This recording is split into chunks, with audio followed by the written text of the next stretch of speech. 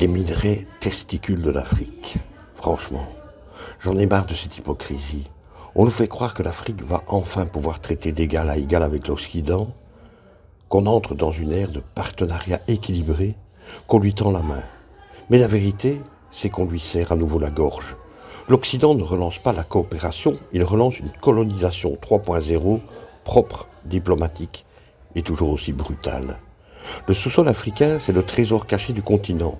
Or, cobalt, lithium, uranium, coltan, autant de matières premières que le monde entier s'arrache pour faire tourner ses technologies, ses industries, ses économies. Mais ce trésor, au lieu d'émanciper les peuples africains, les tient parce qu'il y a de plus sensible, leur avenir, leur souveraineté, leur dignité.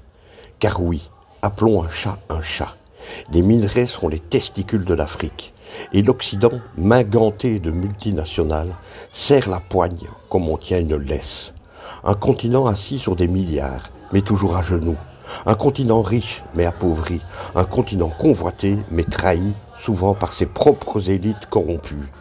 Et pendant qu'on parle de coopération ou de transition énergétique mondiale, voire même de win-win, les deals se signent dans l'ombre, à vil prix, avec des clauses léonines. Des puissants s'enrichissent, les peuples trinquent, encore, toujours. L'Afrique a le choix. Continuer à se faire entuber ou se réveiller, reprendre le contrôle de ses ressources, imposer des contrats équitables, industrialiser sur place, former ses ingénieurs, créer ses propres chaînes de valeur. Ce combat ne se fera pas dans les salons climatisés de Bruxelles ou de Washington. Il se mènera sur le terrain, avec des dirigeants visionnaires, des citoyens mobilisés, une jeunesse éveillée. Le sous-sol africain ne doit plus être une malédiction.